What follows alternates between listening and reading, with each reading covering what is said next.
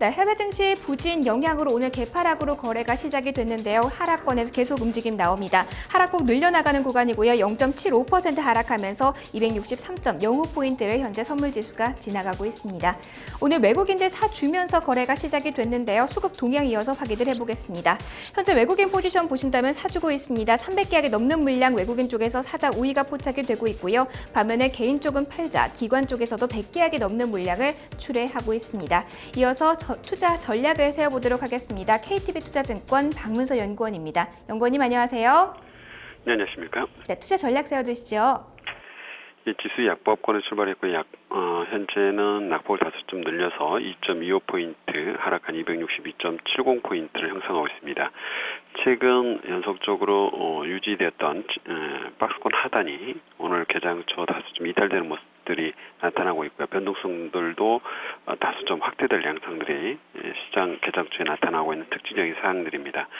외국인 선물은 큰 변화가 없습니다. 오늘도 한 260계약 순매수를 기록하고 있습니다만은 전체적으로 보면 기조가 아직까지는 뚜렷하지 않는 모습이고요. 장중 혹은 일간 단기 매매 중심으로 여전히 매매를 하는 모습입니다. 시장 베이시스 지난 주말에 종가 부근에서 선물지수가 추가적으로 더 하락하면서 마감이 됐기 때문에 1.64포인트 크게 하락하면서 마감이 됐습니다. 장중 2.80포인트까지 나타났으니까 한 0.8포인트 정도 하락하면서 고점 대비 마감이 됐는데 개장 초에 이 베이시스가 회복이 되지 못하면 차익거래 쪽에 물량이 대규모로 쏟아질 가능성들이 있었는데 다행스럽게 2포인트 내외로 회복이 되면서 차익거래 쪽은 매도가 나타나고 있습니다만은 규모상으로 보면 100억 원을 넘지 못하는 모습들을 보이고 있습니다. 또 하나 최근에 특징 사항이 외국인 쪽의 현물 매수가 다소 좀 강하게 들어오고 있다는 부분인데요. 지난 24일까지 11일 연속 3조 3천억 정도 들어왔습니다. 이 물량 중에서 비차익 통해서 바스켓 중심으로 매수한 금액을 보니까 한 2조 700억 정도 됩니다. 전체 외국인 순매수 금액의 한 63%를 차지하고 있고요.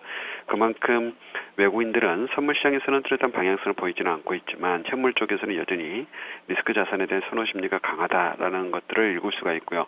이처럼 외국인들이 비차익으로 계속 주식을 사게 되면 투신 쪽의 환매에 의해서 다소 좀 지수가 무겁다 하더라도 계단식 상승 지속될 수 있다는 생각을 하게 됩니다. 그래서 현재로서는 다소 좀 지수가 밀리고는 있습니다만은 추세적 하락 가능성들은 아직까지 그렇게 높게 보고 있지는 않습니다.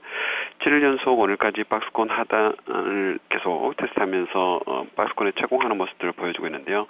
오늘 지수가 박스권을 잠시 이탈한다 하더라도 큰 변화를 나타나기는 좀 어렵다고 보여집니다. 그래서 회복력도 다소 좀 빠르게 나타날 수 있어서 너무 시장에 대한 비관적인 생각들을 먼저 가지실 필요는 없다 이렇게 보여지고요. 개인적으로는 랠리 연장에 대한 시도가 좀 더 활발할 것으로 예상되기 때문에 이번 주에도 박스권 하단 부분에서는 여전히 저점 매수 중심으로 단기 대응하시는 것이 맞다 이렇게 보여지고 268포인트 박스권 상단을 돌파하면 다소 좀 강하게 사는 쪽으로 방향을 잡는 것이 바람직하다 이렇게 판단하고 있습니다.